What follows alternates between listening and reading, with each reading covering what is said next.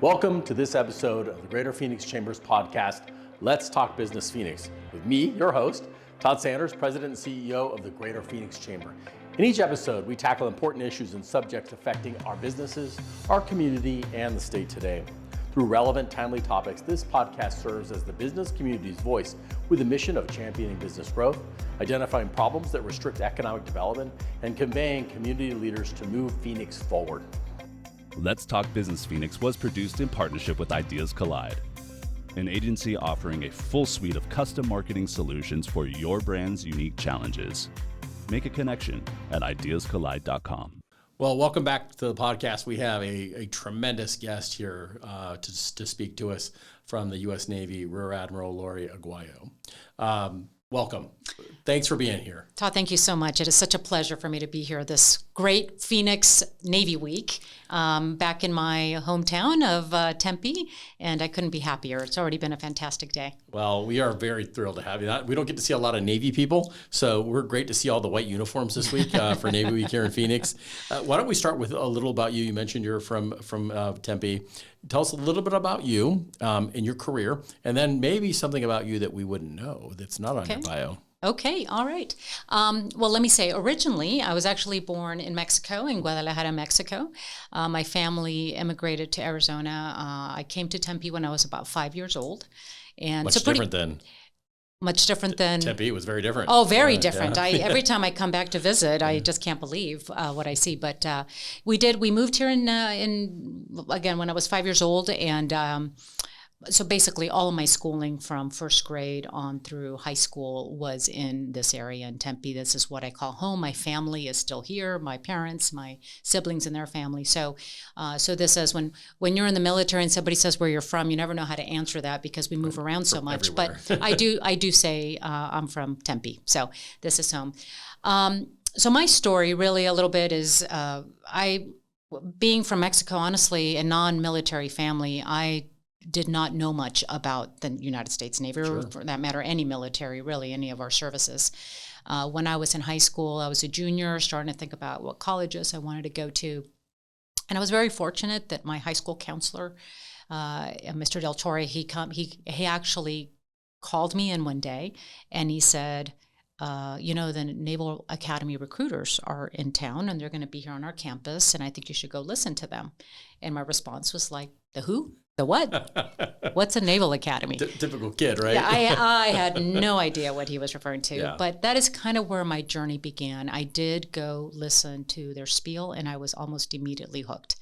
I was at the time, I knew I wanted to be an engineer of sorts. I loved math. Okay. And you're halfway there. I knew that was already kind of a path. And Yeah. in particular, I was thinking about some sort of either oceanography, ocean engineering type of field. I love the ocean, always loved the ocean. And of course, being a little landlocked here in the Phoenix area, but wanted to get myself out towards the water.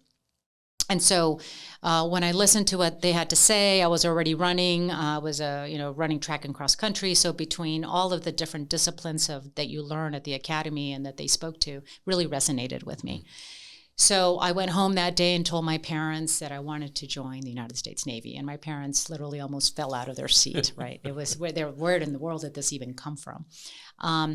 But they were very supportive. There was one catch. At the time, we were U.S. Residents, but we did not have our citizenship yet.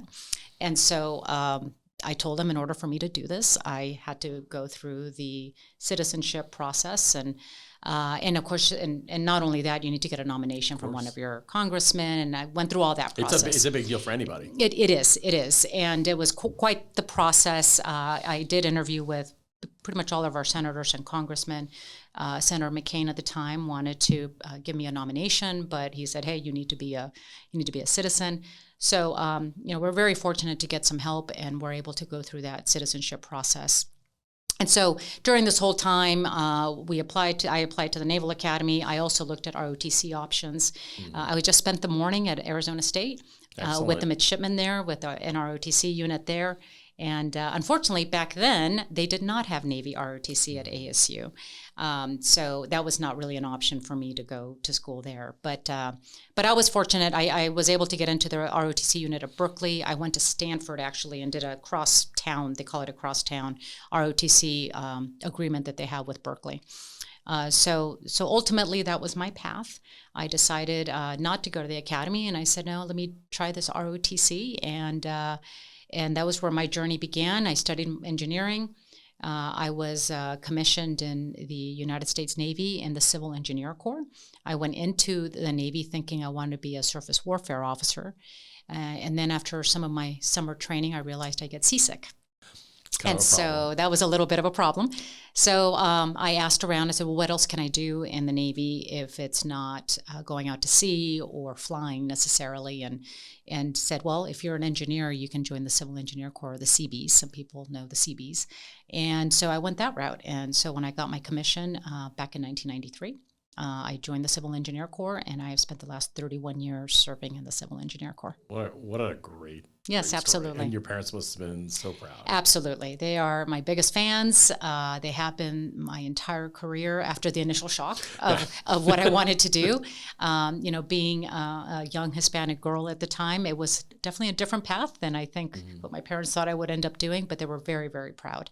And they have visited me pretty much everywhere I've been stationed, and been to all my major events. And yes, I will say they are proud. So. Well, it sounds like Senator McCain also felt like you were a good fit as well, which is really nice. Yeah, absolutely. Like I said, I was grateful for him, and honestly, all the congressmen that supported me during that period of my life as I was trying to start my journey in the Navy. Well, a great journey and a great story. So tell us something about yourself that we wouldn't know that's not on your bio. Let's see.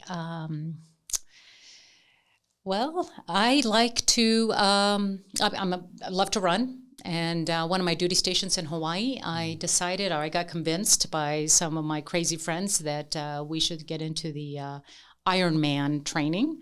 And so I did actually complete a full Ironman in Cozumel, Mexico. We went down there for that. And that was another one of my big achievements. It took a lot of training, a lot of focus while I was still working full time at a pretty busy job. And so that was one of those things that I really had to dig in deep and stick with for my training to be able to pull off. So, but it was a moment, a proud moment, but I also one that I will never do. I also learned this is too much. I'm not doing that one again. Which of the three parts is the most difficult? Well, for me, I'm a runner, so running was the easiest. well. I would say it's easiest because running is what I do, but.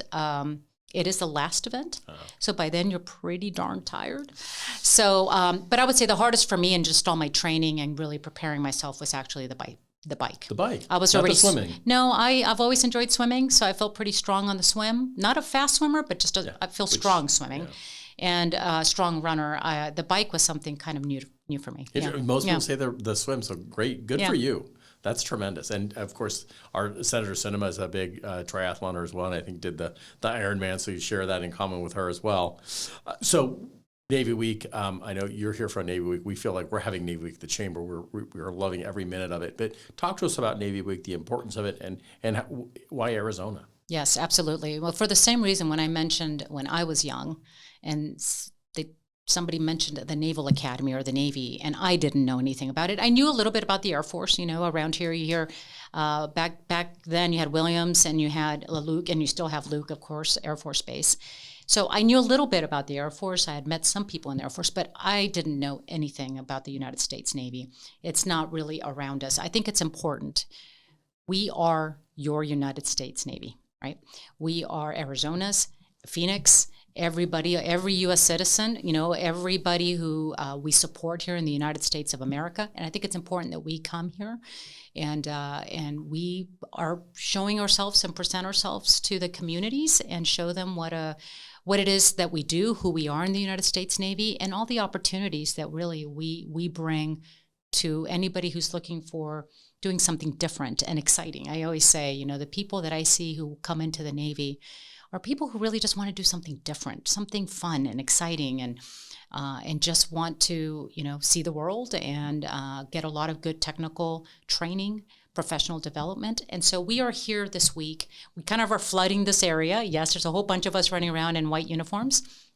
But it's been a lot of fun. I was very, very lucky when I got the phone call to ask if I'd be able, knowing that I'm from this area, if I could come as one of the senior leaders in the Navy to come represent the United States Navy. And I couldn't have been happier, more honored to be able to do that and give back to this community, because this is where it all started for me. So I do think it's important that everybody know what the Navy is, what we do. Recently, I think everyone has been seeing the Navy much more in the news than we had in the past. When you turn on the news and you see what's happening in the Red Sea, for example, the United States Navy and our surface Navy hasn't engaged in that kind of that engagement and what we call the weapons engagement zone, right, that you see in what's going on in the Red Sea since basically World War II.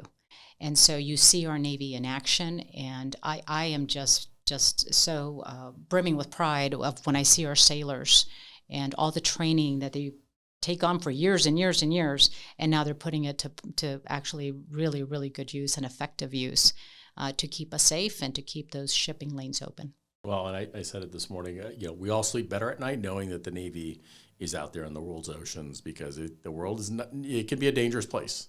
And we're also keeping the peace, which is so important as well. Yes, I think, in the Navy, obviously, our number one goal is keep the peace, Sure. like you said. Nobody wants conflict. Nobody wants to go to war, much less those of us who wear the uniform, right, and our families. But we have to be prepared. And so, yes, number one goal, keep the peace. But we also need to be ready to respond to crisis. One of the things when you saw what happened in the Middle East is we are forward. We the Navy are the service that's forward deployed all over the world at any given time. And so when the president says, I need you here, it's the Navy that's able to respond immediately, because we don't need to ask permission for access to any land, we just go. And so we saw that after what happened in October and in the Middle East, and we were immediately there. And then if it does come to war, we have to go win decisively, and we have to be ready to win decisively. Well, and I think it goes without saying, you also transport the Marines, so yes, we do. They go yes, with you, do. and they're on the beaches first. I'm sure if they're listening, they'd be like, well, they call us just bus drivers, right? But but no, yes, I have as a CB myself, we have a very tight connection. We, the CB, support the Marine Corps in the construction that they need as they're moving forward, bridges, any sort of horizontal work or vertical construction that they need. So we in the CBs are very tight with the Marine Corps. So they're definitely our brothers and sisters in arms. So as they're hitting the beaches, you all are with them. We are. You've got to provide the infrastructure. We do, exactly. That's exactly. And in Afghanistan, for example, we supported the Marine Corps. In that case, we supported the Army and a lot of the special forces. We bring construction skills. And so they need us for when they need like I said, whatever it is that they need to support. A lot of times it's some sort of infrastructure to cross certain pathways, but they may also need to build out their camps, right? They need a place to live, and we're the ones that are able to come and support them with Jacks that. of all trades. Jacks of all trades. We do a little bit of everything. Absolutely. Yes. So when we think about Arizona, clearly we are landlocked and a desert, and we have that nice little lake in Tempe. I don't think you could float anything of substance there, but let's also kind of focus on the economic development side of this. Talk to us about the economic development, the economic impact the Navy has on a landlocked state like Arizona. Absolutely, I'd love to. So there's a number of ways that the Navy impacts Arizona, and really vice versa, right? I mean, it's always a partnership with businesses and academia. And so I actually, this morning, I had the privilege to go out to Palo Verde power plant. And I was so excited for that opportunity, because I remember when I was going to college in California, and I would go drive my car back and forth to the Bay Area where I went to school.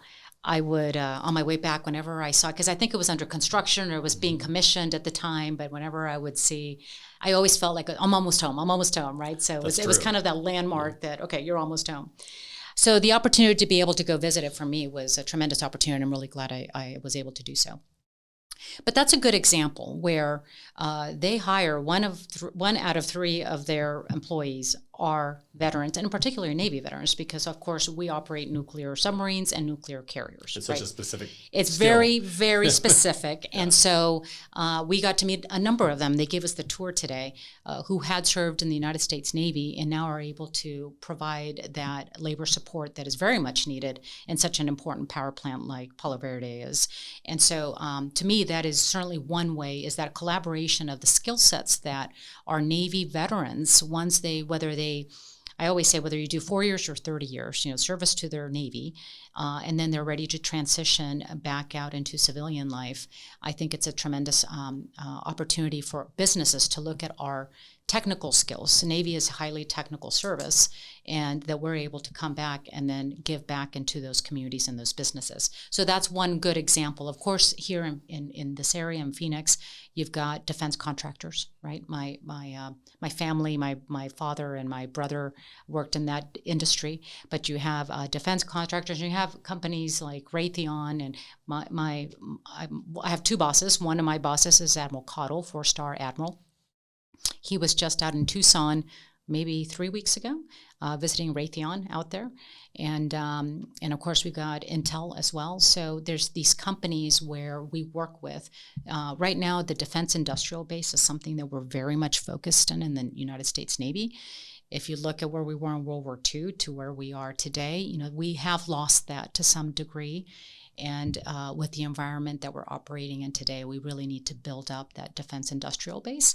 And I think there's a lot of opportunity here in Phoenix for that as well. We already have it in some areas, and I think there's more opportunities.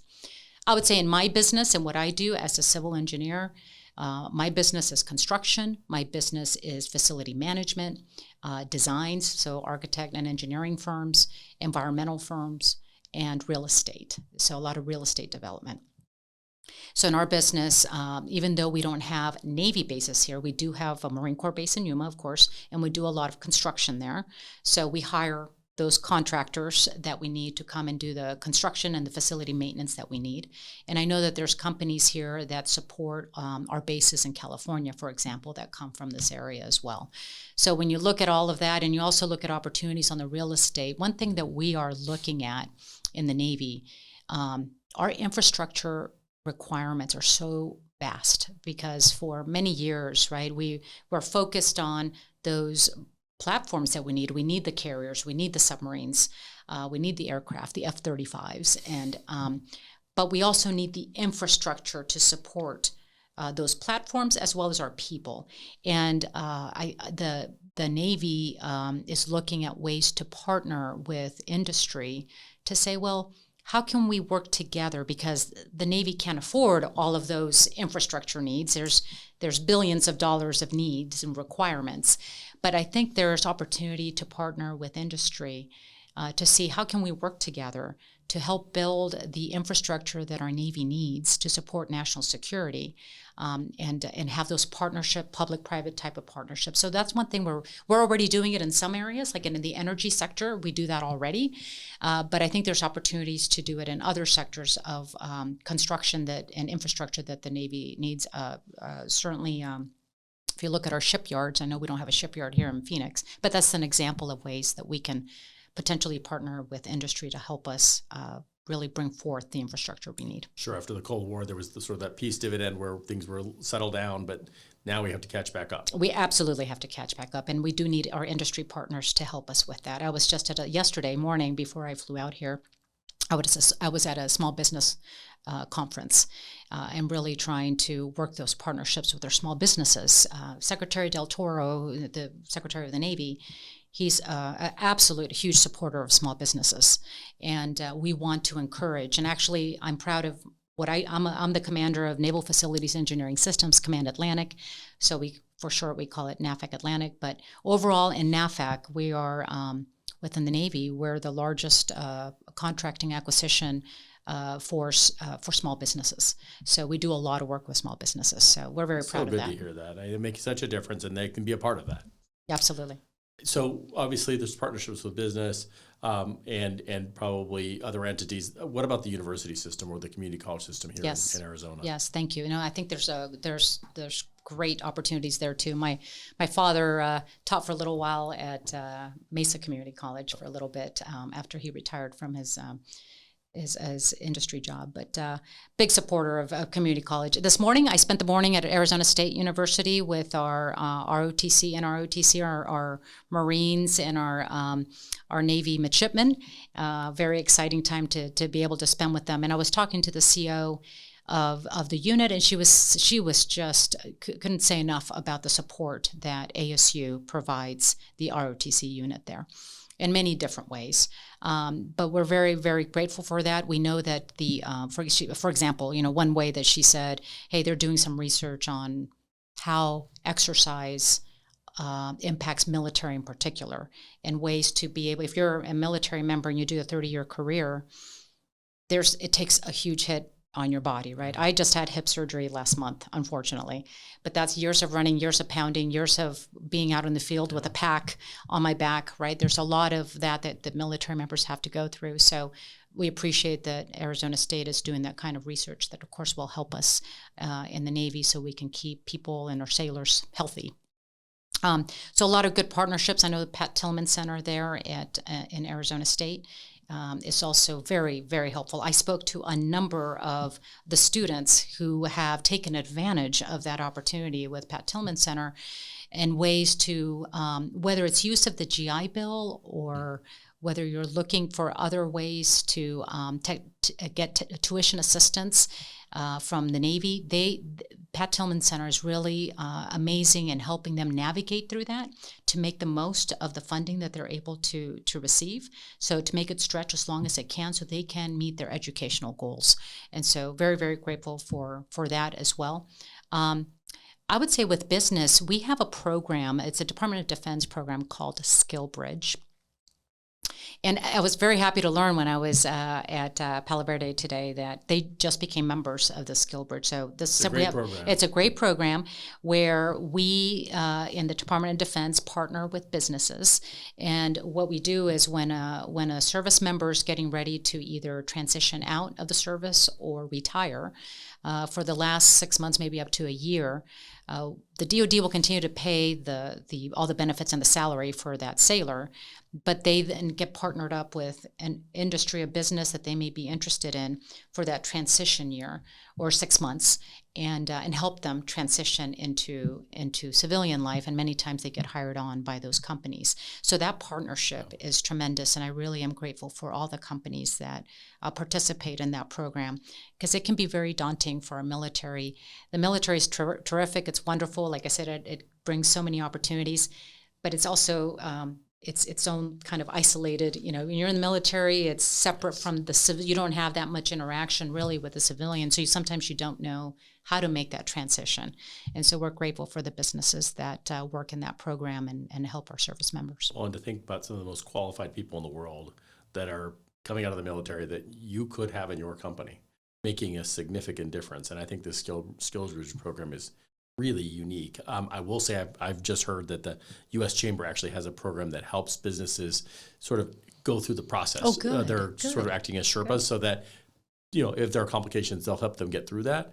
And then it's just a huge win-win. It's a win-win. You service member that's coming out gets a great job, and you get a great hire onto your company. Absolutely. All the skill sets that the military bring, the work ethic, the leadership, really the leadership. You're talking about even if they just do 4 or 5 years, these are young service members that what they did in those 4 or 5 years in the service and the people that they were in charge of, or the equipment that they were in charge of, multi-billion-dollar equipment in some cases. It's unbelievable what they're able to accomplish, and even if it's just a short period of time.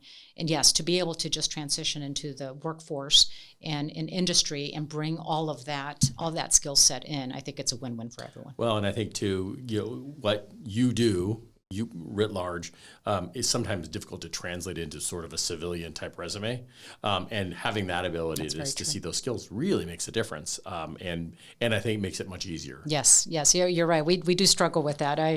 I recently wrote my first resume in my career. To be honest, I never had needed one, and that was the feedback I received from somebody who was reviewing it. It's like, too much terminology here, military. I don't think they're going to know what you're saying in here. So yes, that is always very helpful to get that help from the eyes of, okay, what is industry looking for? Because it's there. It's just translating. Yeah, it's the translation. Absolutely, 100%. Well, I want to honor Women's History Month. It's coming up in March. Today, women in the Navy, what is that like? What's that experience like? And how has it changed since you were? Oh, my goodness. That is a great question. I will tell you, Todd, that when I came in to the Navy, Like I said, I got commissioned in 1993 as a Civil Engineer Corps officer, as an ensign. And at that time, women could not serve in Naval Mobile Construction Battalions. Those are our CB battalions. So while I could be a Civil Engineer Corps officer, I could work in NAVFAC, I could work in some smaller expeditionary units.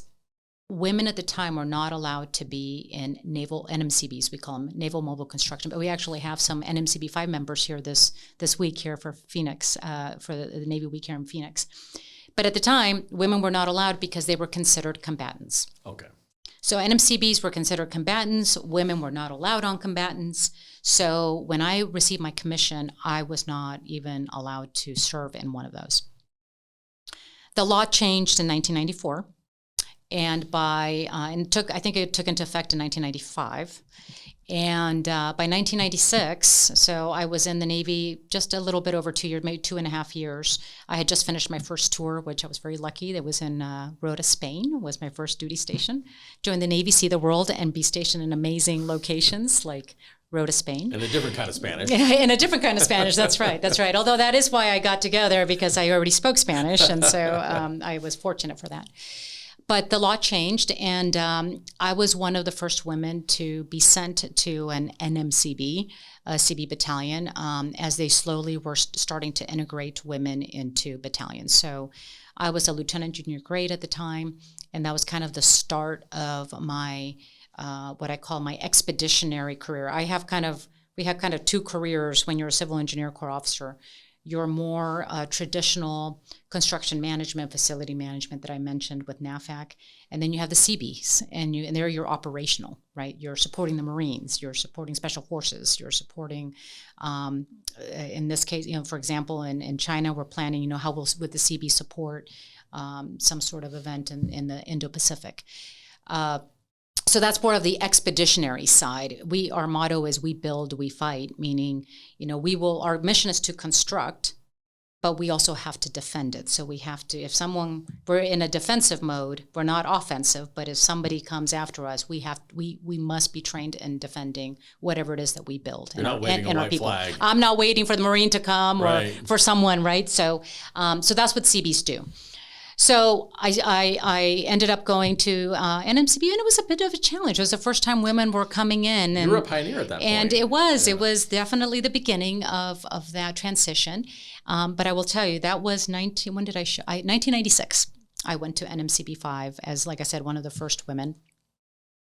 In 2012, I was commanding a battalion of CBs, NMCB 11, and I was commanding that battalion of 650 men and women in Afghanistan in a combat deployment that we did for 8.5 months. That's what's changed, right? From not even being able to serve to being the commanding officer in combat of a CB battalion. So to me, I am incredibly grateful to the United States Navy for opening up those opportunities and seeing that we have to allow women to serve in all of these positions. The Navy now has all positions open to women. There are no restrictions to women. Submarines. We've got women on submarines. As a matter of fact, we are now sending women for their second tour to submarines. So some years ago, probably I'm trying to remember, in the 2010 period of time, women started going to submarines for the first time. Now that was their division officer tour. Now they're coming back for their second tour as department head tours, or XOs of submarines. So this is where, it takes time because women have to go through the pipeline, just like I had to go through my pipeline. But yes, women are in submarines as well. Everything is open to women now. There are no restrictions for women in the Navy. There are always challenges, of course. Change is difficult for any human being. But for me, I look back and I could not be prouder of what the Navy has done and how they're really focused on change. Women make up over 50% of our population, I think 51 to 52% of college graduates. And if we're not going after that workforce, shame on us, right? So we need women in the military. It is a tremendous place to serve. I will tell you, in the Navy in particular, just yesterday, there was a message. Oh, and let me mention, our Chief of Naval Operations, Admiral Lisa Franchetti, Amazing. I served with her out in Italy and when she was at Sixth Fleet, and first female service chief, right? And there she is, leading our entire United States Navy. So you see all the change that has happened in the Navy, and we're very excited about that. She has established, and just came out yesterday, these women initiative teams that she wants to ensure that we already have a women's policy group, but now every major community group is going to have a team to help make sure that we're providing that support and ideas, what needs to change in the Navy to help support women in the Navy. We are undergoing this culture change. We call it Get Real, Get Better in the United States Navy, where we self-assess, self-correct, and then we learn from our experiences. And this initiative of the women's teams that came out just yesterday was a result of getting real and getting better, really assessing where we needed to make some change. And there was still a need to be more focused on women's health, for example. Women have different health needs, and I think there is still a little bit of a gap. So that one size fits all. And so absolutely not. And so the Navy recognizes that, and they want to be able to make sure that we are meeting all the women's health needs. So that's an area women now get, actually women and men and mothers and fathers get 12 weeks of maternity and paternity leave. That's a huge change from when I came in. So I think the Navy is really looking at how do we take care of our sailors and their needs so that both men and women see the Navy as the best place to work, and we can retain the best talent. And so I'm very, very proud of the changes that have happened. And I've had many experiences. It's being a woman in this kind of environment, there will always be challenges, but you learn from them and you move on. Well, and to your point about the need for people to have half your population sidelined makes absolutely no sense. Absolutely. Especially today in our world, the world we live in. I agree. I mean, you really look at so many women, and I'm seeing it right now. When I look at the service, and I actually had the opportunity to attend and be the guest speaker at a boot camp. And when I looked across at the Great Lakes in Chicago, and I looked out, and I saw so many women out in the audience, couldn't be prouder. I'm like, these women who want to serve, they want to serve their nation. They see opportunities of really diverse backgrounds, and it is really exciting. And now we have to make sure that we're retaining that talent as well. Yes. And that's such an important point. But also equally important, this is service. This is service to your country, and it's such an important part. And to see so many people wanting to do that, really, it definitely is a good thing about our modern America. We got a little briefing yesterday about our newest submarine, Yes. which thrilled me. Maybe for those of you, for those of people who are watching or listening who don't know about it, maybe you can talk a little bit about this new submarine. It's very, very exciting. Yeah, I know that part of this Navy Week was to really launch this exciting news, right? So hopefully the public knows and remembers the USS Arizona, our battleship that was obviously attacked during Pearl Harbor in 1941. And I actually served as the public works officer in Pearl Harbor, and it was such an honor and privilege for me to be serving there. And it was my job to maintain some of the historic landmarks that we have there. Every time I went to the USS Memorial, and you stand on that memorial and you look down, because you can see the Arizona battleship, but you can see the outline of the battleship when you're standing over it. It is the most moving moment, to think what happened on that day. And over, 1,100 people passed away on that attack, and very, very horrific. And of course, due to that attack, we entered World War II.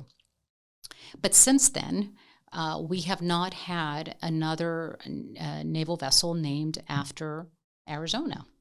And so we are very excited that under construction right now is one of our newest, most modern submarines, nuclear submarines, attack submarine.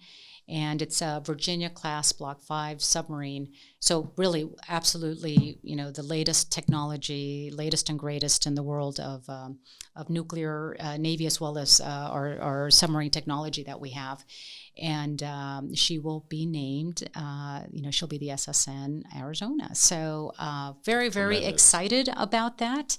And so we're here to kind of make sure everybody knows that we will continue to honor as well the battleship and all of the crew that passed away on that day. And unfortunately, all those that didn't, that now there were survivors, but we're losing our survivors, unfortunately. Of course, time does pass. But we want to continue the honor and the memory, and it couldn't be better than, like I said, one of our most capable warships that we have in this Virginia-class submarine. Well, and I can tell you, we're thrilled. We have the USS Arizona Legacy Foundation, led by Tanya Wheelis, who where we are going to go all in. We all are in, and making sure that our crew has all the support they need, and that it is all about them. And of course, we're going to have really great things representing our state on that submarine. So we are just absolutely thrilled. Todd, I'll tell you, this morning when I was at Palo Verde, we had part of the crew with us. The initial, the commissioning crew, right, that is trying to get everything ready. So once the ship is ready to go, they need to train the crew, got to have everything ready to go. And I got to meet the CO, but also two of the young sailors. I was blown away. These sailors have been in the Navy 2.5 years, maybe at most 3 years. They are already second-class petty officers. They are the best that we have. Our sailors that go into our nuclear community in the Navy are the most, the brightest, intelligent, most capable young men and women. And when I saw them, and yes, they're young sailors, but my goodness, they're second-class petty officers already. They're they've got their we call their dolphins, right? The dolphin, they earn their qualifications and they earn their dolphins, and they're so eager and excited to be able to serve on their submarine, and take so much honor and pride in it. To be able to lead these sailors is such a privilege. That is a unique brand of individual. Oh, absolutely. It's great to see. When we were hearing about the new boat, we heard it's a 40-year life cycle generally. And we think about, for instance, if you think about an iPhone 1, which is maybe 15 years ago, it just is obsolete. How are we going to keep something that's so sophisticated, so important, and so lethal current over a 40-year lifespan? That's a really good question. I would say, first of all, the technology that goes into these, obviously there's incredible engineering that goes into it. There are ways, the ships have a maintenance schedule, right? So when they go out and do their deployments, and then they come in and do this whole refresh, we pull them. As a matter of fact, one of my jobs is to build new dry docks for some of these new platforms, because they're bigger and different configuration of whether it's our new Ford-class carriers or our Columbia ballistic submarine, or the Type 5s of the Virginia-class submarines. But there are different configurations. So my job as a civil engineer is to make sure that the infrastructure is there, so that when they come into maintenance, or they need to pull in pier side, because it requires certain energy as well and power requirements. All of that is different. For every time we build one of these new type of classes, then we've got to make sure that we can power them and we can maintain them properly. But they have their cycle of being able to come in, and I spend a lot of my time now in the shipyards because we're doing so many projects, and you see that and these are all public shipyards owned by obviously our taxpayers, but these are Navy shipyards. They're not the commercial shipyards. Okay. So a lot of this work, especially on our nuclear submarines, is done organically by Navy civilians, but they are United States Navy employees, and they get into those ships and they start to retrofit. I've seen it. I've walked through our submarines when they're working on them, and I see they go through everything to make sure that it is in fact the latest and greatest. And they're always, like you said, there's always updates and changes. But they have a really good cycle of bringing those the ships in, the submarines in, and making sure that they're going through their maintenance period of, we call it avail periods, and switching out anything that needs to switched out, or maintaining anything that needs to be maintained. Which makes a lot of sense. And it can't just be a normal shipyard. It has to be something secure, and you It's certainly very can't secure, plug in yes. an Yes, extension cord yes. to something like that. It has to be very They specialized. are very, very specialized, yes. Well, thankfully we have that. Sort of as we wrap up, a two-part question.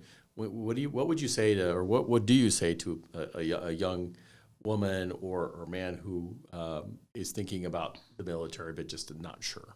I said it to the midshipmen that I spoke to this morning at Arizona State, and I looked out in the crowd, and some young, some of them are very young. Obviously, I'm older now. I've been in the Navy 31 years, but I looked out at the crowd and I said, "You are so lucky. I wish if I could do it all over again, I would put on those tennis shoes with you guys and start all over again." When I started my journey, I didn't know what I was getting myself into. I really didn't. Like I said, I did not come from a military family. I knew nothing about them. As a matter of fact, I remember my little boot camp I had to take before I started college, and I couldn't understand why they kept yelling at me. I'm not doing anything wrong. Why are you yelling at me? I was beyond myself, right? Not having that military background and understanding the concept. I mean, I came in knowing, like I said, nothing. But I did come in excited about the opportunity that I heard that the Navy brings. So after the initial shock of being yelled at all the time, and by the way, the Navy is a much kinder Navy now, but I would do it all over again. I have had an amazing journey. Every couple years, you do your initial commitment, 4 to 5 years, and I tell every young person, look, whether you do 4 years or you do 30 years, you are serving your nation. And there is nothing more rewarding than serving your nation. This is the United States of America. Having come from a different country, I was granted this incredible gift to really be able to be raised in this beautiful country. And for me to be able to serve and give back to a country of tremendous opportunity. So first of all, whether you do 4 or you do 30, you're serving your country. And oh, by the way, during that period of time, you're going to get trained in a skill set that you'll be able to carry on for the rest of your career.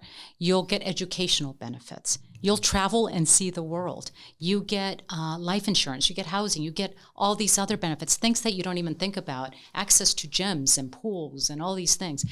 It really is a tremendous opportunity, but truly being able to serve while gaining leadership experience and gaining technical experience in the career field that you choose is just incredible. So if you do it 4 years and you decide to go home, then go take those skills and good on you. If you decide to make it you be one of our senior leaders, then even better. But whatever it is, we need you, and they will. No question in my mind. I tell them I have no question that you will never have a boring day when you serve in the United States Navy. Every day is exciting, and you will serve with the most quality people that our nation has to offer. The camaraderie in the military, you hear a lot about it. It's real. Yeah. It's really there.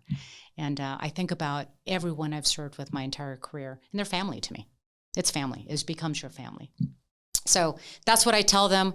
Go for it, serve, and then you can make a decision. You can, 4 years go by. You and I know. Yes. 4 years. I mean, for a young person, they think, 4 years seems like forever, right?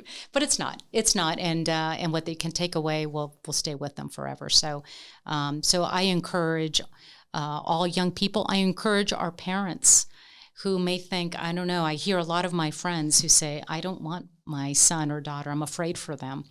I would encourage them to please open up and listen to those opportunities that their children might have, because it has been a ride of my lifetime, and I would do it all over again. And I recommend it to all I actually have 3 nephews that ended up joining, and I will continue to do so.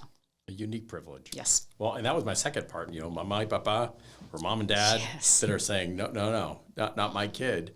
You're saying, let them try it. Let them try it. Let them grow up and try it. They will come back more mature, stronger, skilled, and the leadership that they will gain. I recall, like I said, when I told my parents, they were like, they just had no idea where it came from. When those Naval Academy recruiters, they actually came to my home to meet my parents. And I remember sitting in our living room, same house that my parents still live in, and they came in this white uniform. And to this date, my mom remembers when those men in white uniforms came to our house and sat down on her couch and talked to them about the Navy. And she felt so much more comforted that, yes, it's different. It's a different career field, but that is just the exciting part about it, right? And so my parents were all in and supported me every single day beyond that. So yes, clearly a great family. And I think with those I shouldn't say kids, those young people today, it certainly wasn't a hard sell what you just talked about. That was absolutely honest and right from the heart. So I think we're going to have some new members of the Armed Forces. I certainly hope so. It's like I said, it's an experience, and of course, any of the services, they all have their niche, and depending on what you're interested, I encourage the Navy. I think the Navy's fantastic. I'm a little biased, but again, I love the ocean. We do have the best duty stations. There is no question. You can ask anybody. There's, hands down, the United States Navy has the best. We're always by the water, some really nice locations. Like I said, I've been stationed in Rota. I've been stationed in Naples, Italy, San Diego, you name it, Jacksonville, Florida, some really nice locations. That sounds absolutely wonderful. Well, I want to thank you for spending so much time with us, for your service to our country. It's not lost on us. That it is also a sacrifice. What we're going to do, we're going to finish up with a quick lightning round. I promise it's easy. We're going to start with what you just said. Favorite duty station or port? Favorite duty station, Rota, Spain. Okay. Why?